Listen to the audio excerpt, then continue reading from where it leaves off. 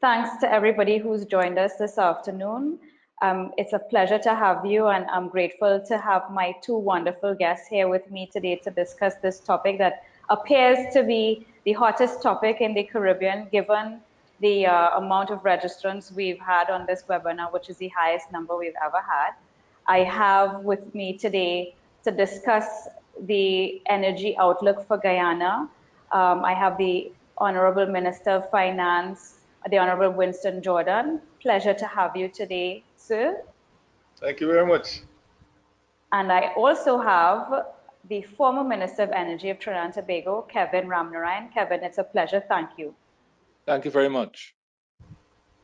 Right. So for everybody who's joined us on the webinar, you would have seen the topics we want to discuss, which are really centering around the fact that from my perspective, Guyana is, and I know that many Guyanese people have said this to me, we hear so much about potential. We hear so much about Guyana's potential.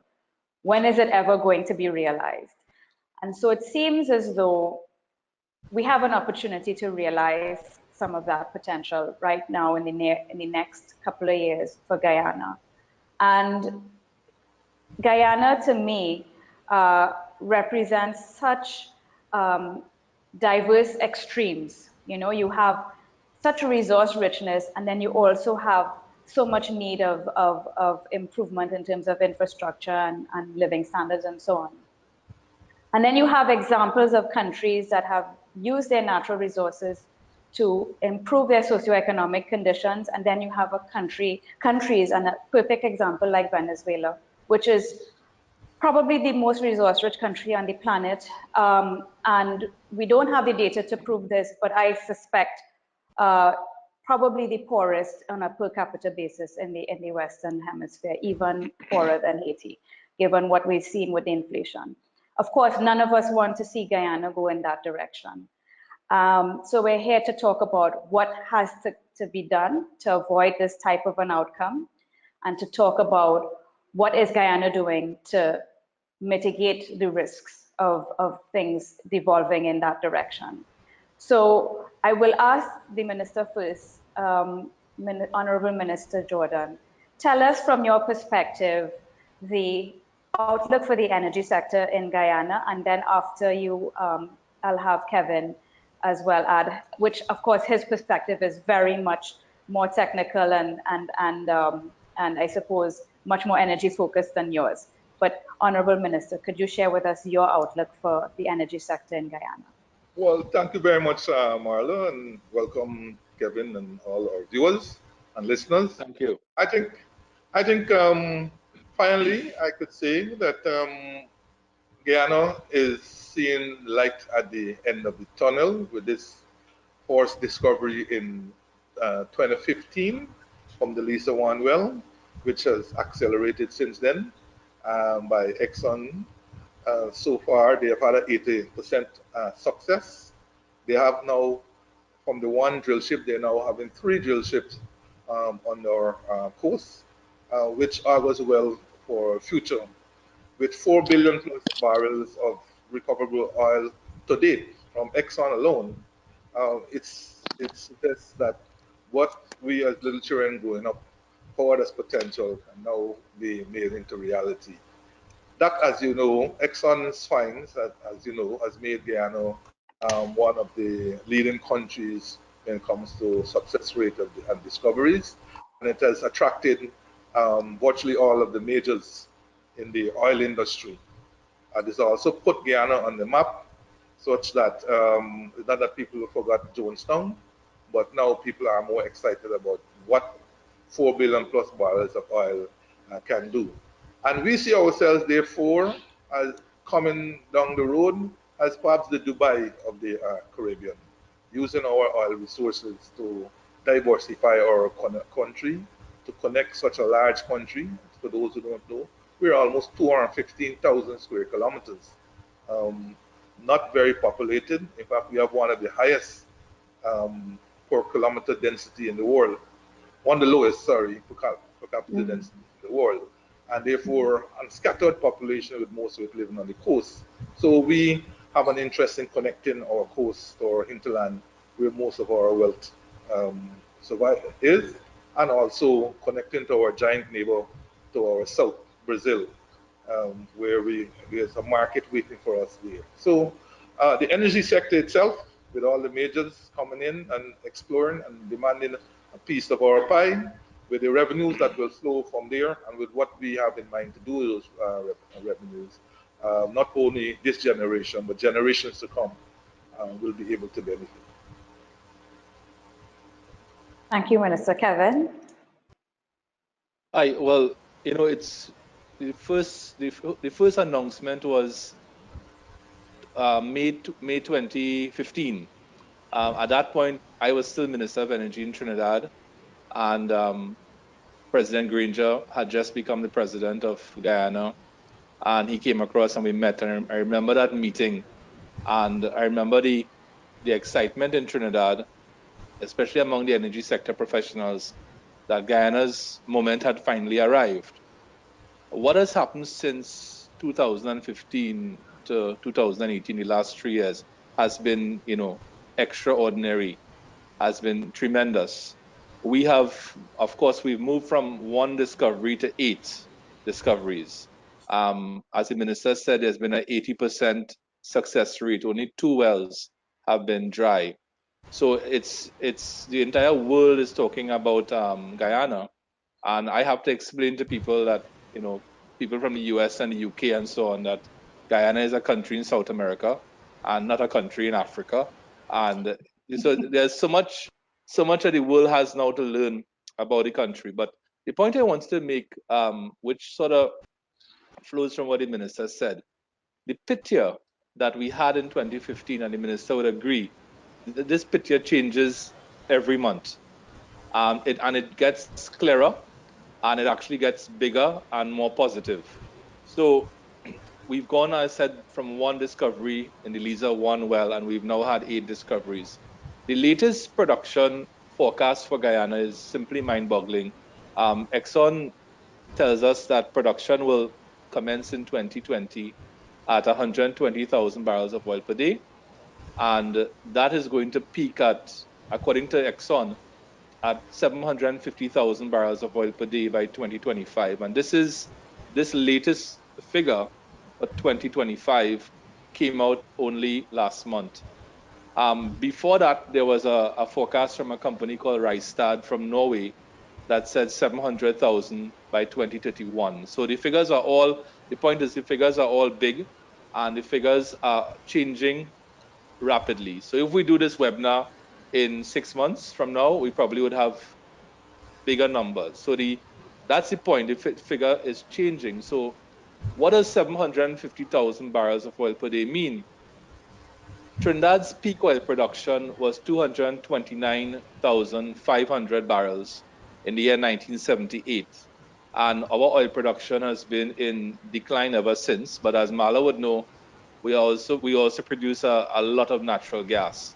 So Trinidad's gas production has sort of made up for that declining oil production. But that figure of 750,000 barrels of oil per day, with a population of actually about 750, I think it's about 770,000.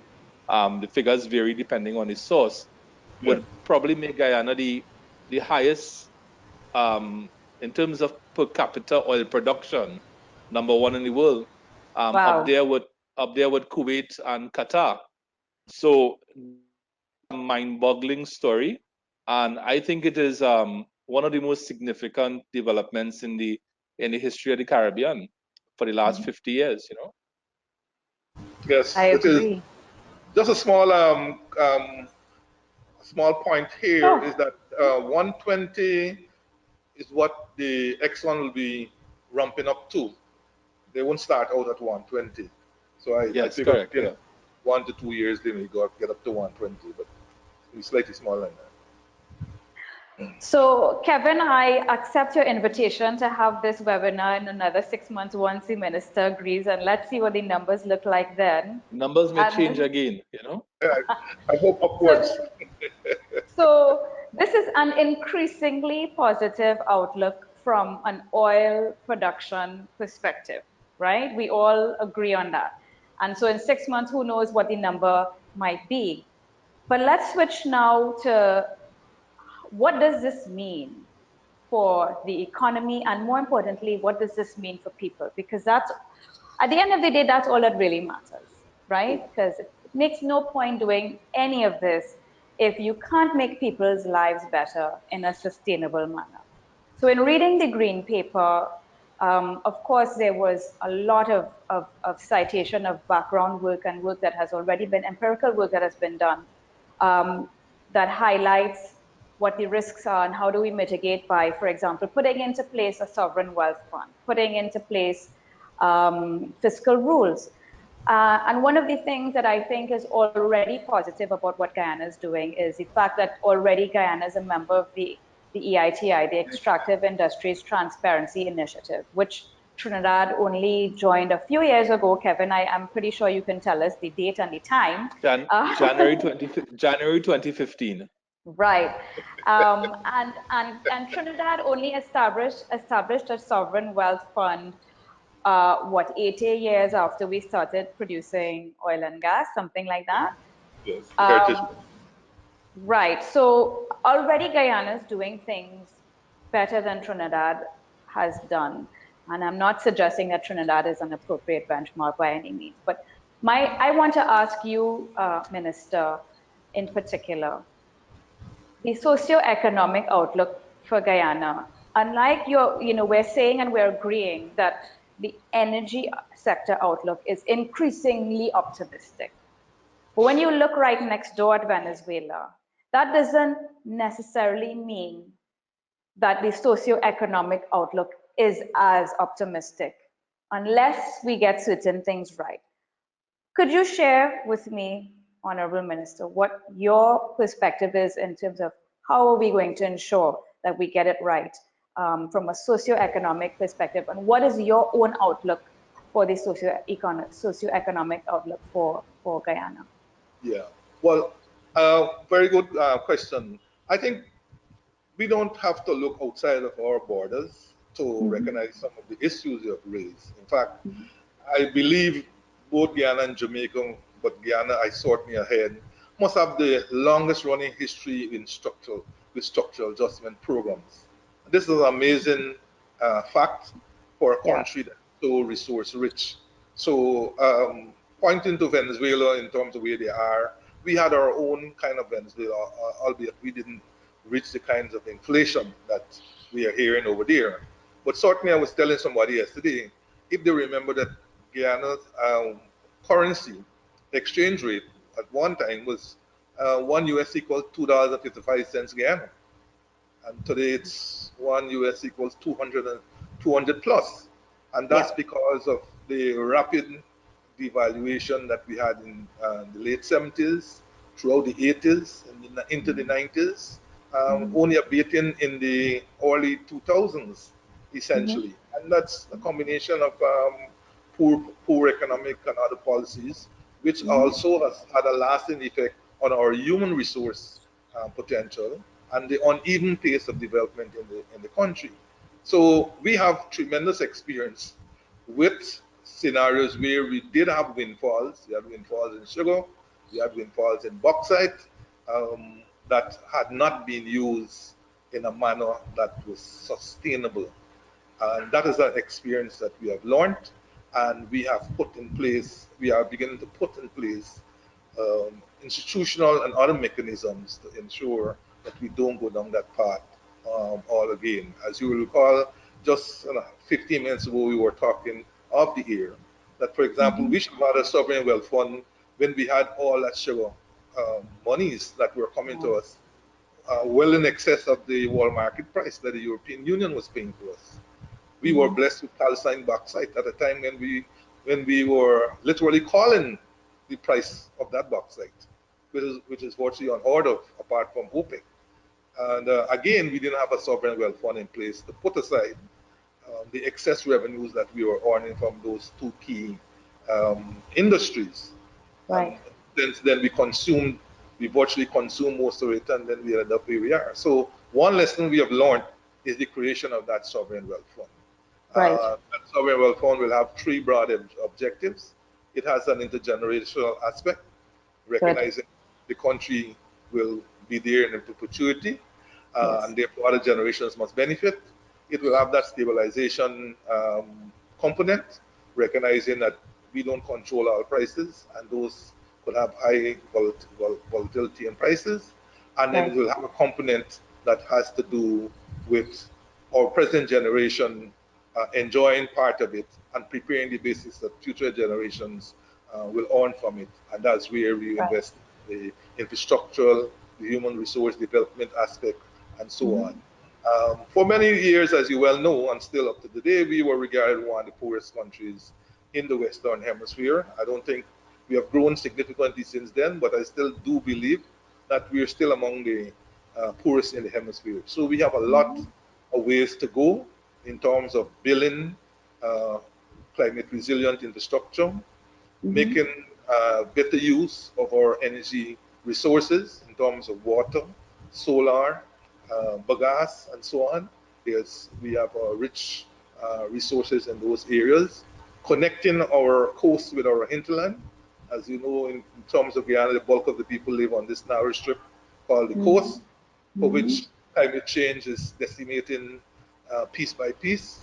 So if we can connect the coast, the higher ground, and put into the higher ground institutional and other structures, create tongues, new markets, other facilities, investment, and so on, people will naturally gravitate from the coast to the hinterland, while we seek to put in further barriers there. So we do have all of this to be expressed in our Green State Development Strategy document. And while I'm at it, I just want to get in this point quickly. Our green paper on the Sovereign Wealth Fund is just that. It's on the Sovereign Wealth Fund. It is not meant to start the conversation on how to use those resources. For us, that conversation should be encapsulated in our Green State Development Strategy. See, this fund itself is about saving. It's about saving.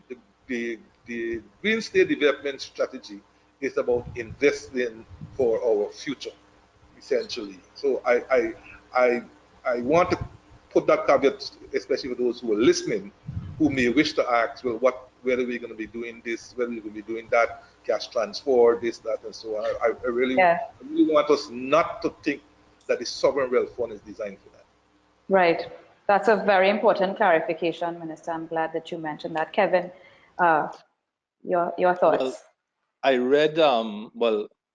read the Green Paper last night, and the Green Paper, of course, is economic policy put out by the government. And one of the things that jumped out at me from the Green Paper is that there's a recognition, first of all, that Guyana in the year 2018 or in the year 2015 or 2021 is not Norway in 1969. When Norway discovered oil in 1969 in what they call the Economist field, they were already the second richest country in Scandinavia, pretty well developed already. They had, good universities, shipbuilding industry, and so on. So you have your own unique developmental needs. And I hear people talking about this model and this benchmark and so on. Well, I think ultimately it's up to the government of a country and the people of a country to determine what is their roadmap, because everybody's unique. Guyana has, of course, an infrastructural deficit, and that infrastructural deficit has mitigated against the development of industries in the interior. So how the fund is structured? The fund is structured to allow for expenditure in the early years and more savings in the later years. That was what came out from the fund. So that is going to allow for controlled expenditure in areas, as the minister said, the Green Paper is not intended to discuss how the money will be spent. But it creates the rules by which monies from the fund move into the consolidated fund for expenditure later on. So I think that's a very good start. The fund is also, the rules are very clear. in the fund as to how monies are to be moved from the fund into the consolidated fund, and the entire governance structure is there. So it's, I'm supposing that it has to become a bill, and Yes. eventually the bill has to be laid in Parliament for debate and passage and so on. But I think Marla's point that Trinidad was a latecomer to the sovereign wealth fund business. Our sovereign wealth fund was codified into law in 2007, and it was introduced in 1999 as the Revenue Stabilization Fund. So we started to save at a pretty late time, because we've been producing oil since 1908. So it really came, almost 100 years after. Well, most of that time period was under British colonial rule, but the point is, it still came pretty late. We have about 5.7 billion US dollars in our sovereign wealth fund, and one of my former parliamentary colleagues, Professor Danishwa Mahabir, has always argued that that should really be about 20 billion. Exactly. Yeah, At least. so we should have saved more money. It didn't happen. And I think, Marla, it has to do with how our HSF is structured, in that the money flows, the oil rents flow into the consolidated fund, and then if there is a surplus, that then flows into the Heritage and Stabilization Fund, which is the name that we have for our sovereign wealth fund. So in reading the green paper, I think it's a bit in the reverse direction in Guyana. The Yes. money comes into the Into sovereign the, wealth fund, into the sovereign wealth and then it goes into the consolidated fund. fund. Is that correct, Minister? Correct. That's correct. That's correct. Right. Only the piece that is to be used for domestic development will flow to the console fund. Will The flow to the rest will remain. consolidated fund. So Right. The rest will Okay. remain. So it's almost like, when you listen to the advice of your parents about saving, they say when you get your salary, you save first, and then you spend and you live on what you have left after you save. Yes. I think Yes. that's the approach. That's the approach in the green paper. Yes. Whereas the approach that we took was the approach, Marla, where you spend first, and then what's left over you save. Is that correct? Yes, and under your administration, they ran fiscal deficits and still saved, which means we borrowed to save, which is even Borrow worse to than, But Yes. anyway, let's not get into that. But when you look at everything that you've just highlighted, and when I looked at the green paper, what it seeks to do, correct me if I'm wrong, Minister, it seeks to legislate and formalize counter-cyclical fiscal policy. Yes. Meaning that when you're earning a lot, Right. you save, Right. and when oil prices fall to $4 a barrel, or let's just or your production has fallen to minimal levels like ours in Trinidad, and you have a fiscal gap, then you draw on your Right. stabilization part of Right. That's correct. your sovereign wealth fund. So, That's correct. In fact, right. we are hoping down the road that the fund will be built up so much that down the road you will just be drawing the income from the investment. Right. Which is what we've done in Trinidad in the last couple of years. So you kind of smooth your Right. expenditure, your fiscal expenditure over Correct. time. So you don't have these oscillations in fiscal expenditure that we, for example, are experiencing in Trinidad. Correct. And so I commend you on at least coming up with the green paper, and I commend your government, I should say. Now, I did notice in the IMF projections that, and their projections go, I think, as far out as 2023. And we're still seeing in 2023 fiscal projections that show that a fiscal deficit is projected even as far out as 2023. You want Yes. to comment on that for me, please, Minister? Because I know that's when you're going to be getting a lot of revenue. Why is it that we're still running a deficit? And explain to me, please, how we're going to save in this sovereign wealth fund when we're running a deficit.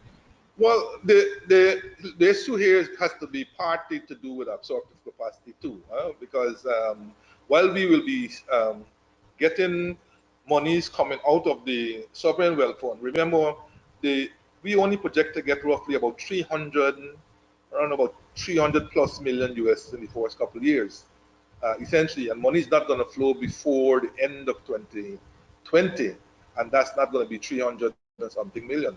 So when production ramps up around 2023 or thereabout, then that amount could go up to maybe between 700 million and beyond. So projecting out the deficit of 2023 is not inconsistent with how the revenues will flow and how much you will be able to take out from the sovereign wealth fund itself. So when do you project that we can get to a situation where Guyana has a balanced budget or a surplus, as the case may be? We are at this stage working on it. I couldn't give you a time. My macro unit is working together with the fund on this this year, but hopefully maybe even before, maybe by our next webinar, I'll be able to give you a forward projection into 2040, essentially, because we're working on that right now. Okay, so you have just tentatively agreed to have another webinar in 6 months, right, Minister? Yes, well, you see, you take your things quietly and then you bring it back. Okay, okay. We will. Sorry, Kevin, I had cut you off. I apologize. Yeah, and the picture, as I said, the picture evolves. So yeah. I mean, I have run some. I maintain an economic model for the Stabroek block, and I have to update. I tried to update that today actually, but the 750,000 barrel figure from Exxon. Of course, what people have to understand is that for the first couple of years of oil production, Exxon is going to be recovering that large amount of capex that they have invested in Guyana. And the minister is right, for the first couple of years, it's like about 300 to 350 million, and then it slowly builds up. And once the bulk of the capex has been recovered, then you get this exponential rise in revenue. Around the year 2025. Yes.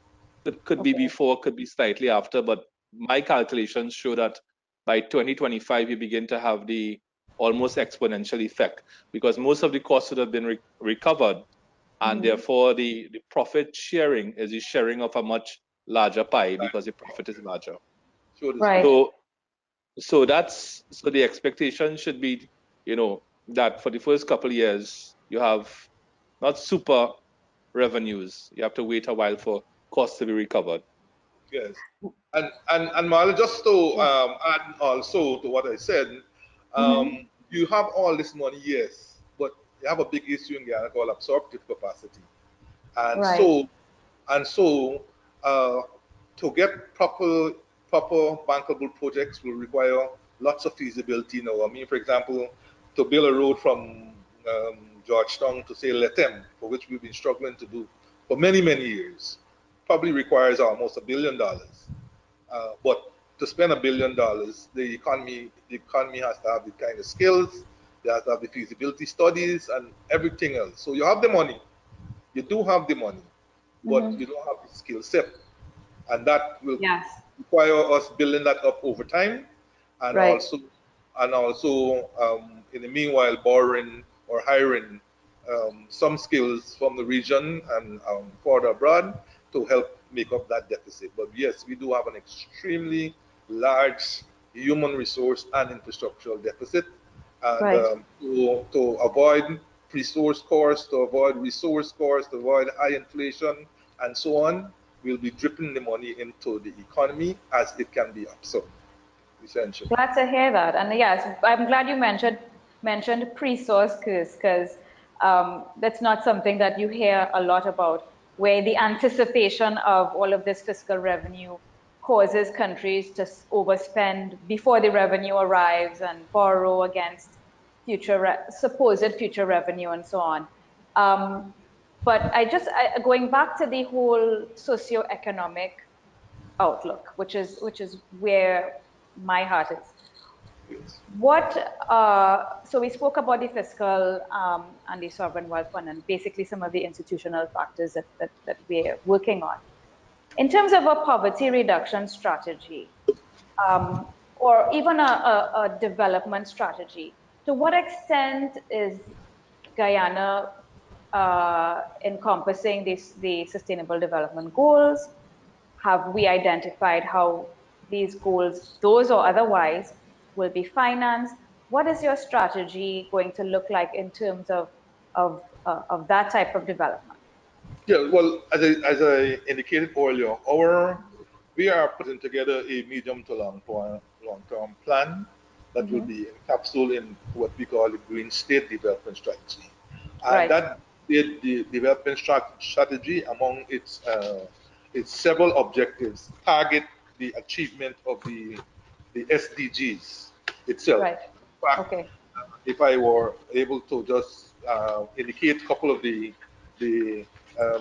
objectives of Please, the strategy, they please do. include they include green and inclusive structural transformation. That is diversifying the economic base, increasing access to markets, and creating what we call decent jobs for the population.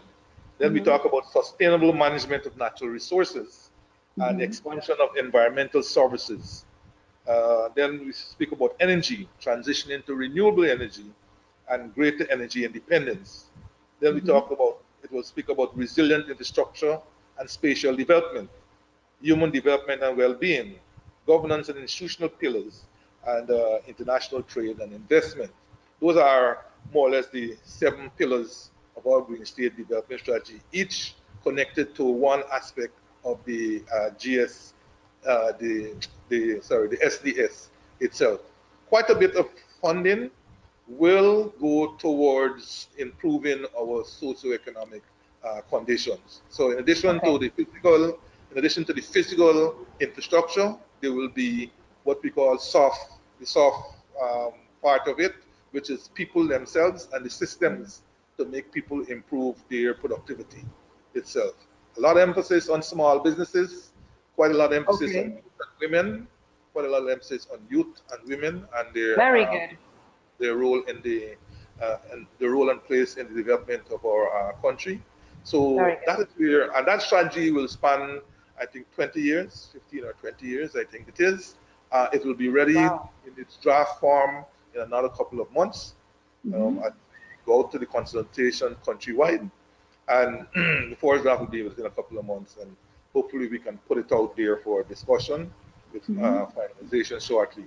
And it is, once we can get buy-in nationally in that strategy, then it is the funding partly from the sovereign wealth fund, the domestic component, that will finance excuse me, some of those projects. We do expect also that given our natural resource and other base, that our tax system will become a bit more efficient, and that in many ways we can finance a number of these projects also from our improved efficiency in tax collection. Okay. I will invite you then to share this Green State Development Strategy on a webinar like this when it's out. That would Yes, be we will. a good discussion. Absolutely, I look absolutely. forward to it. Okay. Yes, in fact, our strategy is 20 years. It's from 20 2019, years. Wow. 2019 to 2039, essentially. That's what we look at. Wow. Kevin, anything you wanted to add there? Well, just one thing to add, what the minister. My remit is not Guyana's domestic policy and economic policy, but I would just give one point of view, and it has to do with infrastructure that supports the oil and gas industry. Ultimately, what you want to have is a competitive oil and gas sector, and that is going to rely heavily on the infrastructure that supports that sector. So what I see happening is that there's an area the minister knows in Guyana called Houston. And Yes. yes, it's spelled exactly like Houston, Texas. And this is where the shore bases are beginning to develop. So I think the private sector should be taking the lead in developing the infrastructure, the shore bases, and so on. And there is a role for the government too. What we did in Trinidad, not saying that Trinidad is an example to follow, but just letting you know, in the 1970s, the government established a company called the National Energy Corporation, whose role it was to develop the infrastructure that supports the upstream oil and gas producers. So My point is that infrastructure to support the sector in the form of shore bases. By infrastructure, we also mean, probably the development of road networks to support these shore bases. That sort of thing is a critical area where money has to be, spent in the future.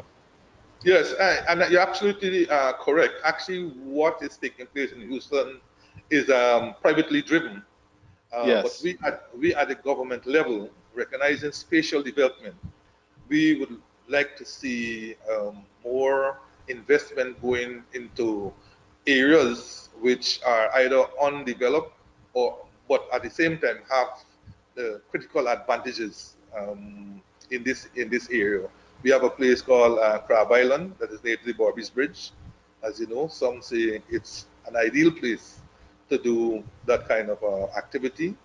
The natural gas, for example, the three sites that would be identified are all sites outside of Georgetown itself, which is good for developing industrial and other areas around the pipeline, that could bring natural gas. Because the Liza one is going to give some amount of natural gas. We are Correct. more Yeah. we are more petroleum, as you know, than gas so far.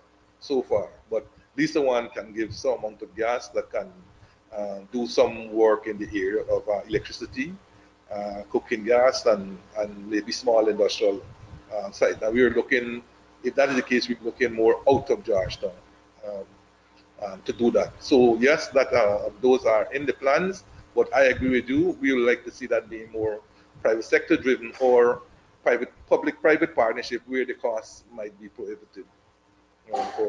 Correct. Yes. Okay, so we talked a lot about the outlook and what Guyana is doing to get it right. I want to ask you, Minister, and as well, Kevin, if there's anything you've observed. What stands in Guyana's way? What are the things that could prevent Guyana from getting it right? Well, for me, there are a number of things that prevent us from getting things right. Of course, our major challenge is we are young in this business, very, very green in this business. Our idea of oil is what we bought from Trinidad or something else, and get on the petrol we get from the pump station. This, Kevin will bear me out here.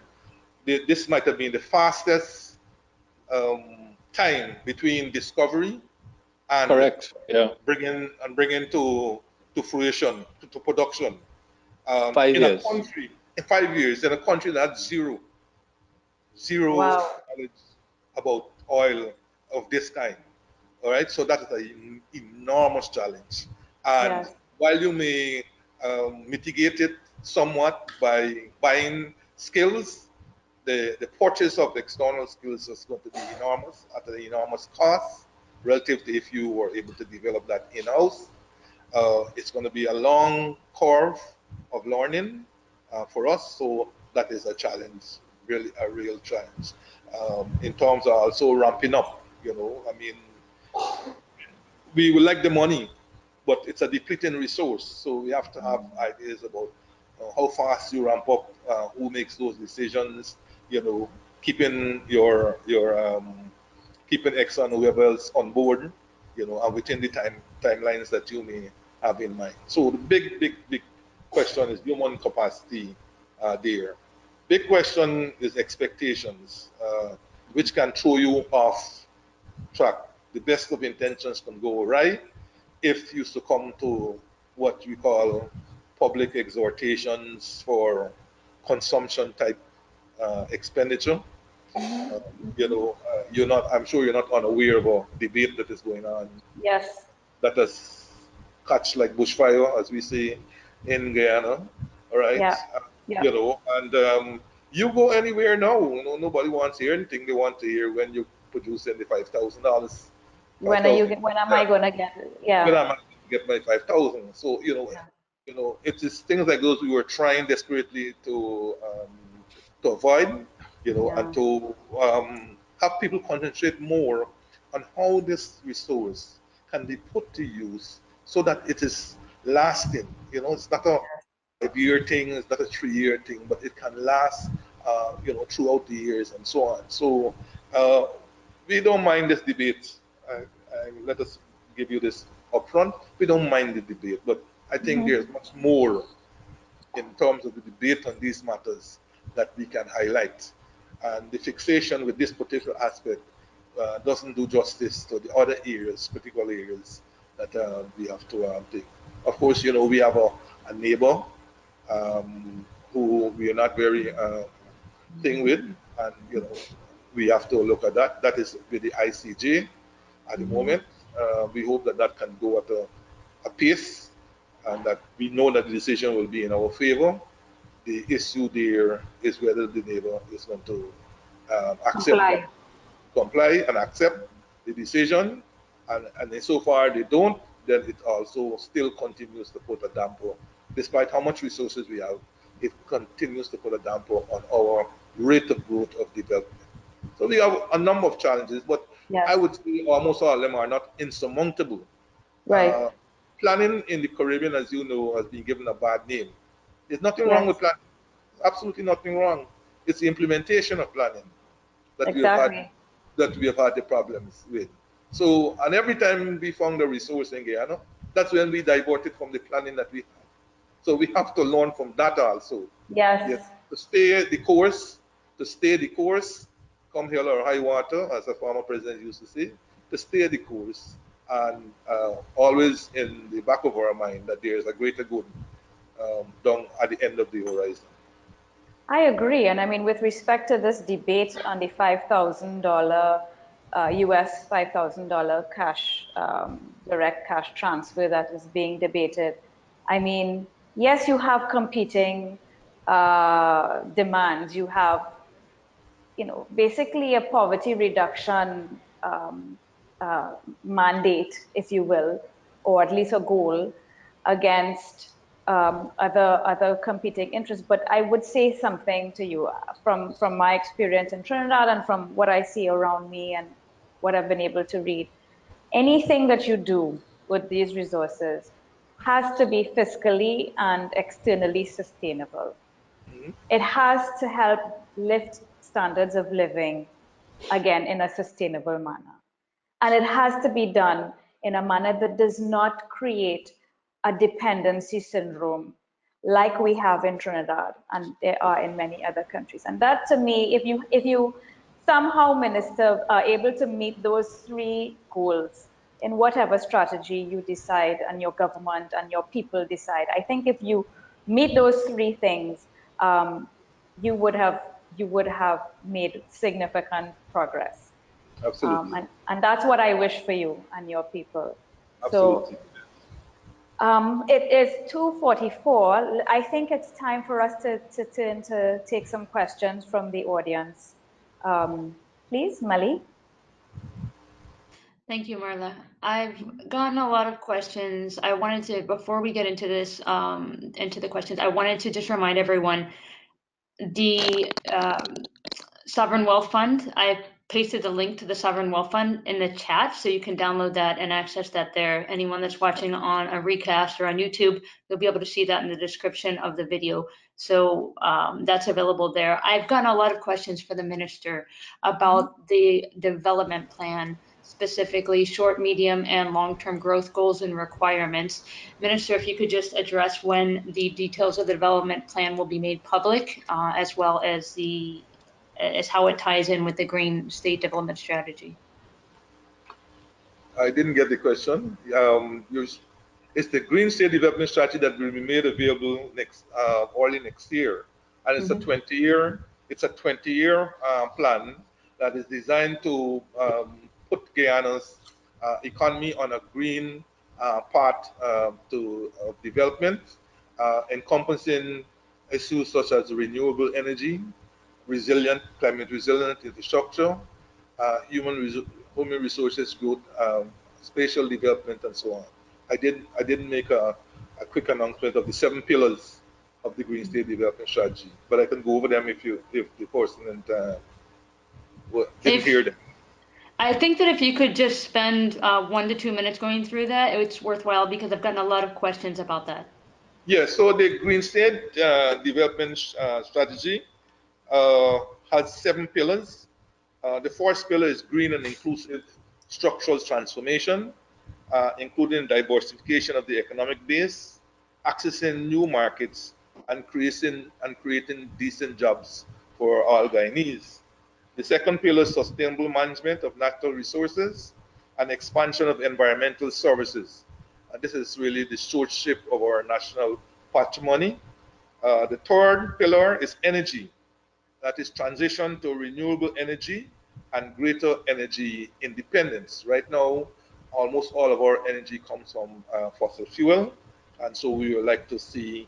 We had agreed with Norway, where we have a $250 million fund. We had agreed to transition to clean energy by 2025, but this is no longer possible. So we're having some further discussions with them. Number 4 is resilient infrastructure and spatial development. Number 5 is human development and well-being.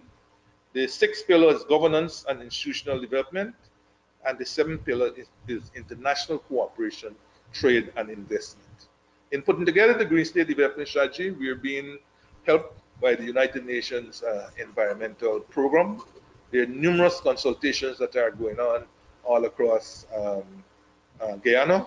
I'm told that there's a GSDS framework document that's available on our website and other websites of the government, and there a bit more information can be gleaned. And I will add that we will have a webinar when that document is released, Minister, and we will take many more specific questions in that regard. That one, absolutely. Yes. The next question is regarding the return of diaspora from abroad. So the Guyanese that are living abroad that are interested in returning to Guyana, what's being done from a policy standpoint to attract that talent back to Guyana? Is there something specific that's been put in place? Okay, well, at the moment we do have a remigration scheme that has been in place for decades. We are putting together now a migration policy.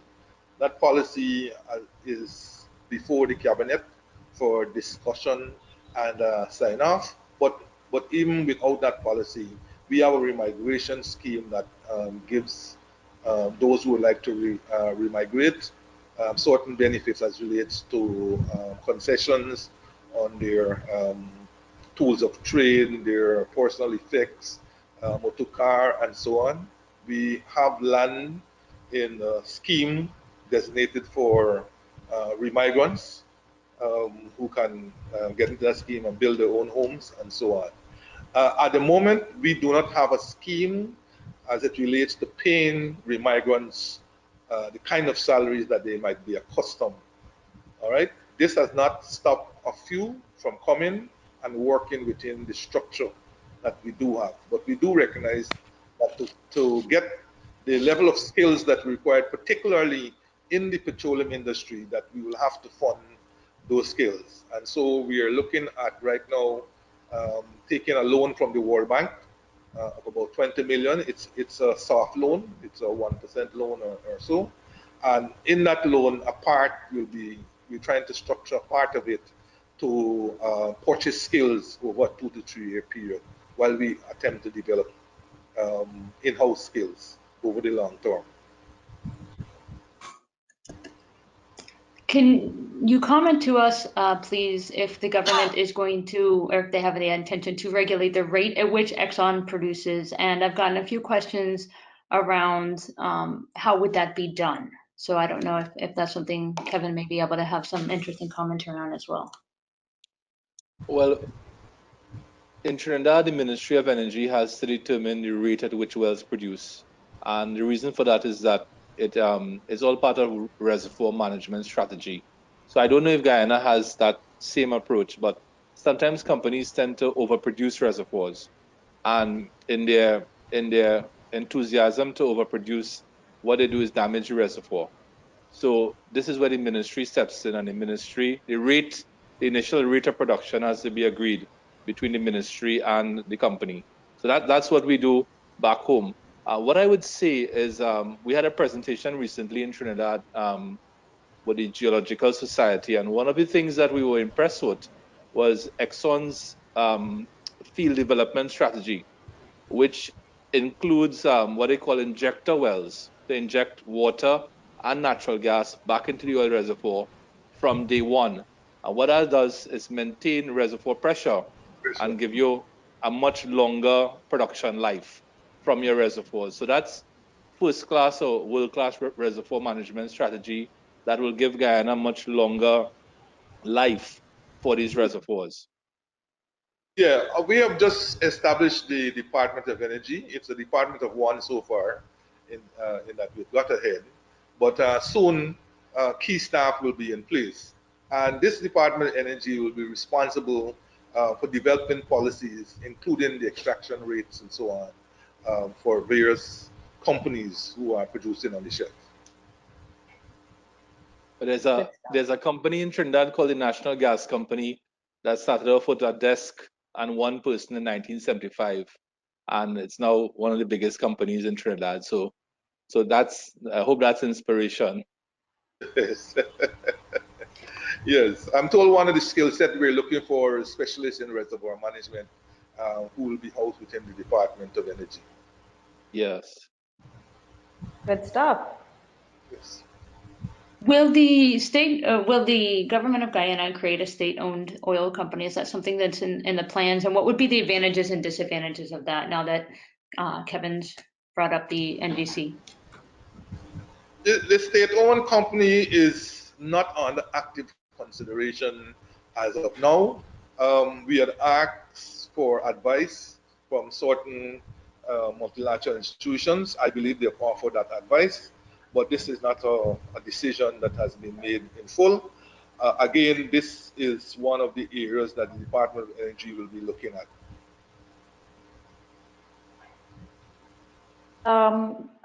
Kevin, I just want to ask you, with respect to the question and the response from the minister, if you had to do it all over again in Trinidad, would you have gone this way of having these state-owned enterprises, not just NGC, but Petrotrin?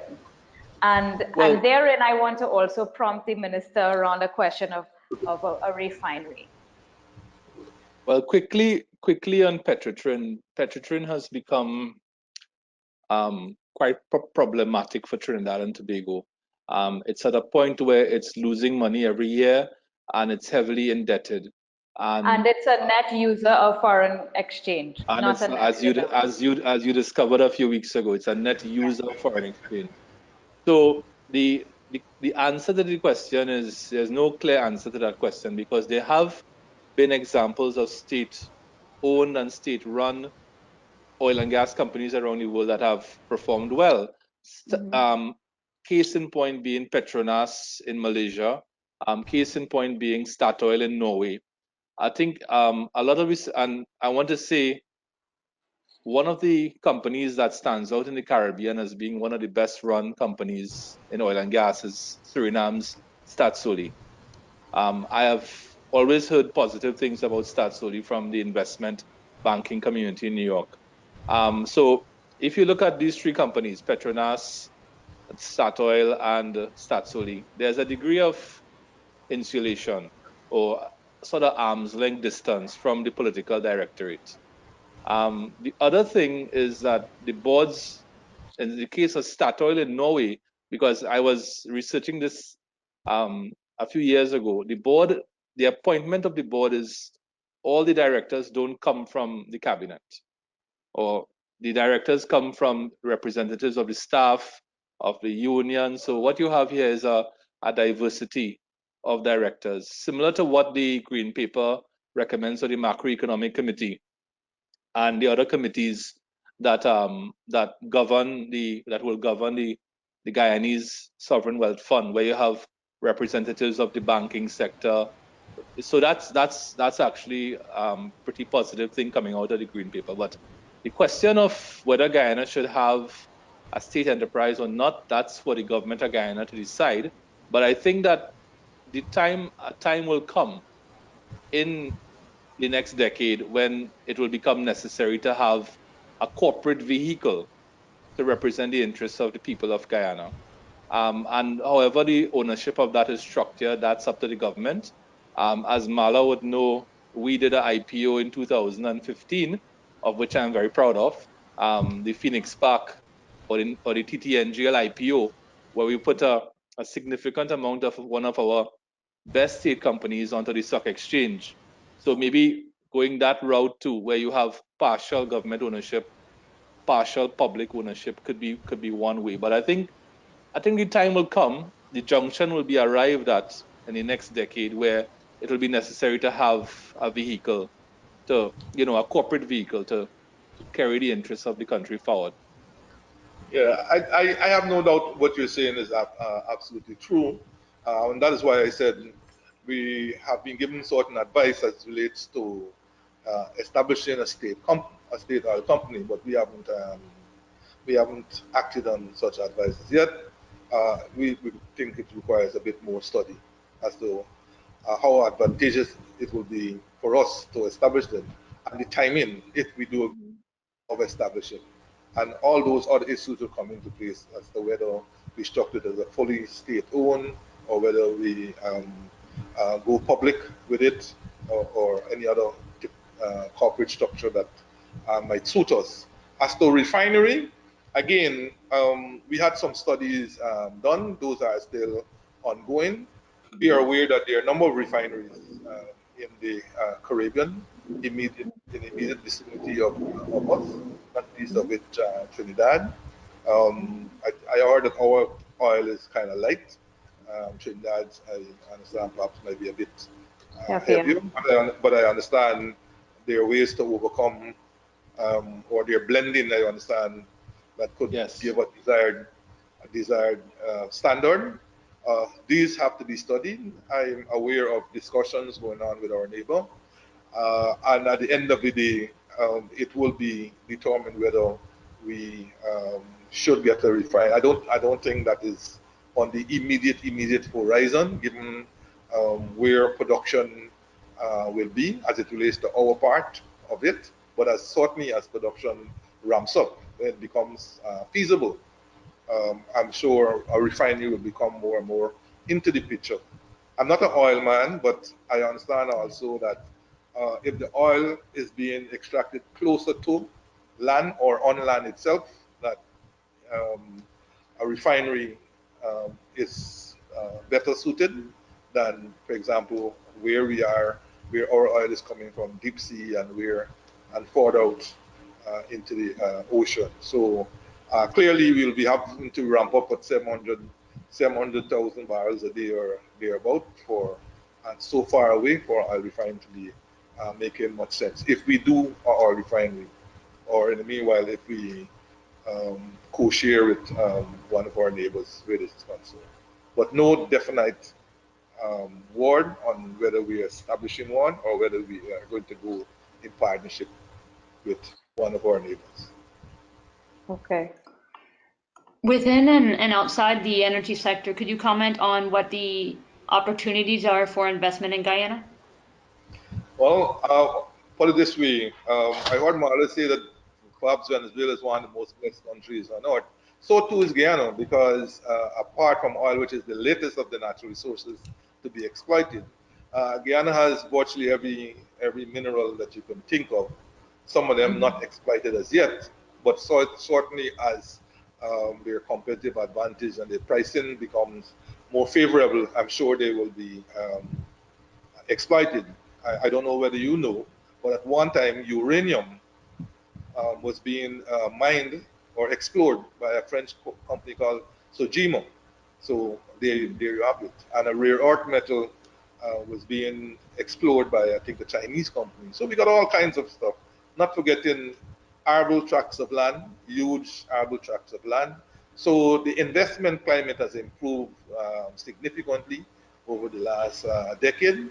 And so we would like to, hopefully with the new interest in Guyana oil, that people will see the oil-related activities and the non-oil related activities that can be gotten into.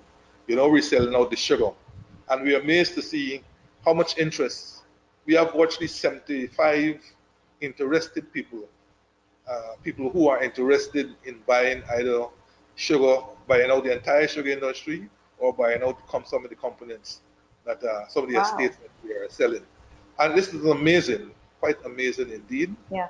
So I believe that came from partly because of the interest being shown in oil itself, and the kind of investors that we have been able to attract to these shores.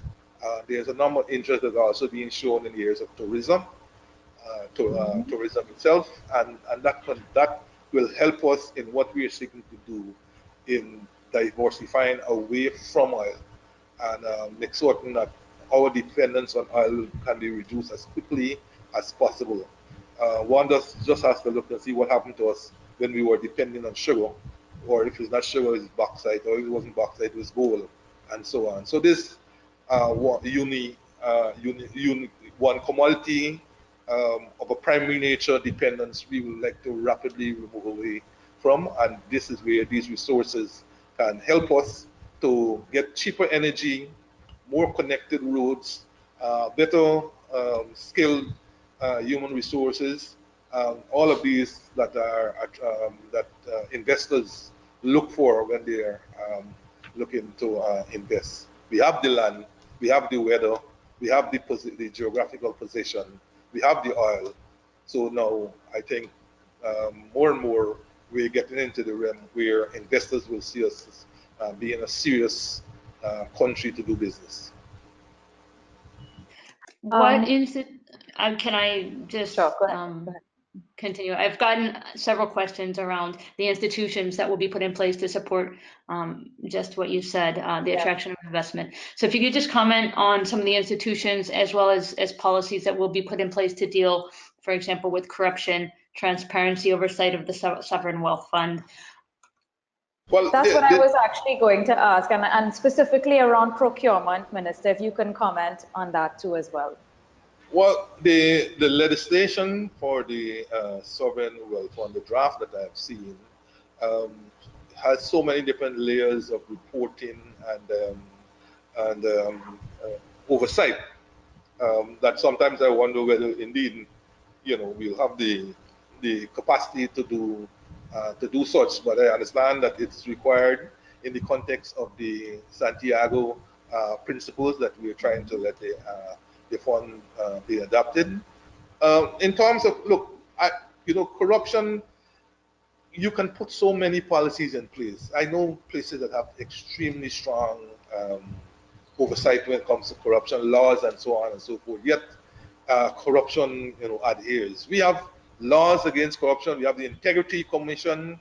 We have people having to declare their assets. You have all the. I'm sure Trinidad is big on those and so on. Yet, I think my goodly friends will talk about how the level of corruption that take place. We have a public procurement commission that we have put in place that will oversee corruption. We are looking at the National Procurement and Tender Administration board that looks at tendering and procurement. So all of those are in place. As to whether they need strengthening, we will have to look at those. But as I said, at the end of the day, it's how we implement these systems, is who we have to implement them. It's whether you have a very strong judiciary in place to deal with these cases when they come up, and whether the other institutions that we put in place. We have a recent one called SARA, State Asset Recovery Agency, that seeks to recover stolen or pilfered assets. Then we have another one called SOCU, that is the policing arm of the anti-money laundering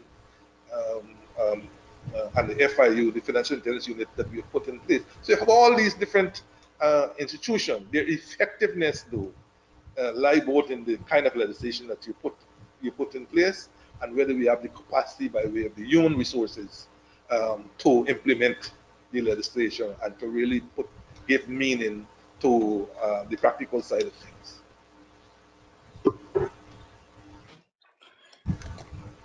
Minister, I've gotten several questions around the financial markets and the government's plans for future investments, specifically banks, equity markets, and other investment management companies. Is this something that you can comment on? Well, we have just completed a Securities and Exchange Commission legislation. As you know, we don't really have much of a stock market. We did put something in place in the late 80s, the late 80s. That hasn't remained in that rudimentary state since, but we have had support with the Commonwealth Secretariat, and they have drafted comprehensive SEC legislation and regulations, which are at our Attorney General's chambers. We had hoped for that legislation to come into being this year, but a number of other pieces of legislation in terms of priority had overtaken them, not least of which have been our national payment system that we are trying to put in place over the next 3 to 5 years. That law has been passed two months ago, as indeed strengthening our banking system. We've put in new laws to strengthen our banking system, to look at solvency issues and a range of other issues to do with deposit insurance and so on. So all those have been passed over the last 4 years that still have to be brought into force and implemented over time. And once again, as I said, all those will take a lot of demands on our human resource capacity. Equity markets and so on are down the road. As such, we have to strengthen our banking system to accommodate all of these deepening of the financial market.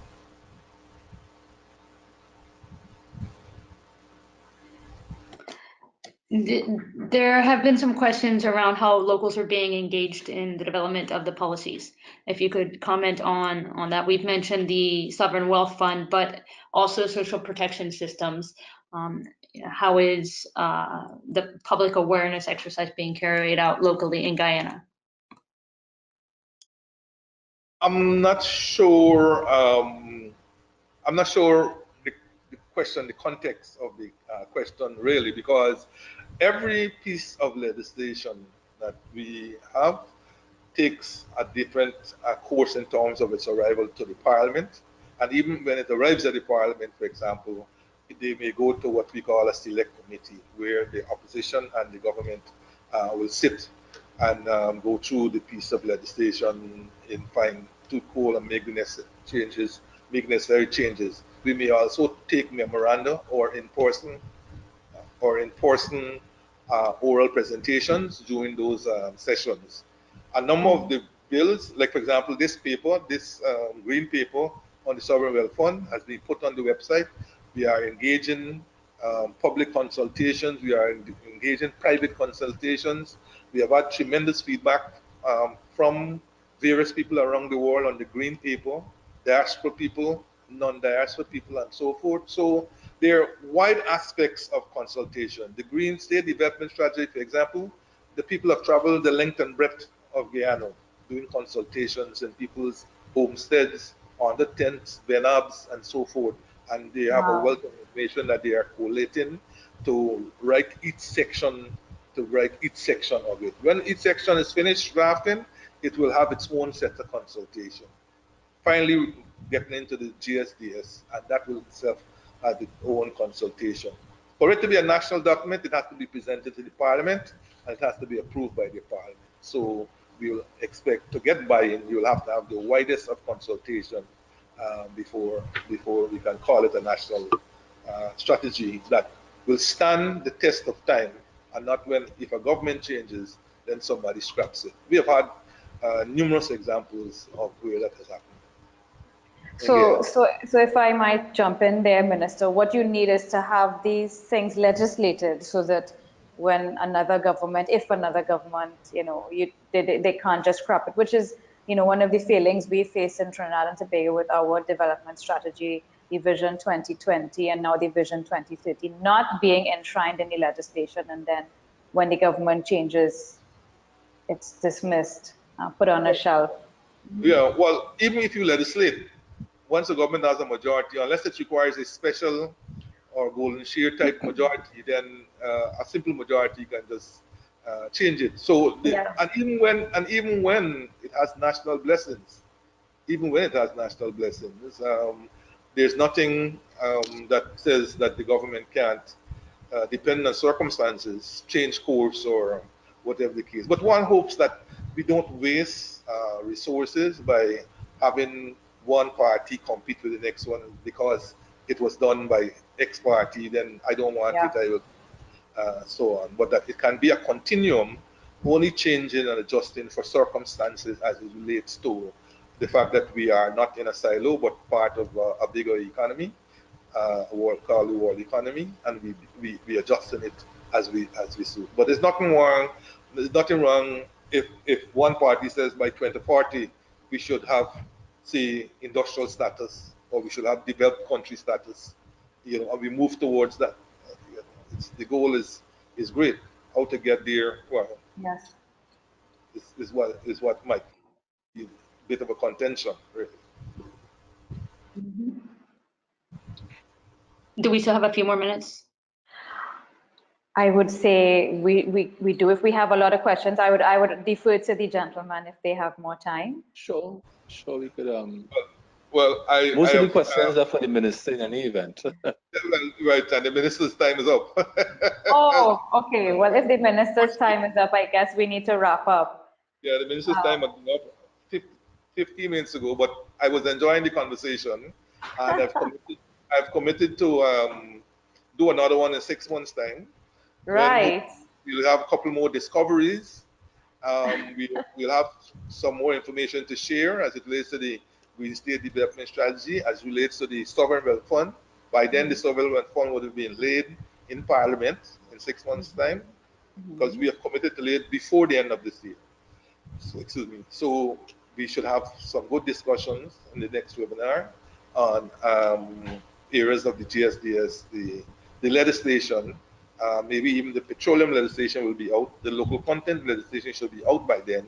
So a number of things. The budget for 2019 will have been out by then also. So 2019, Okay.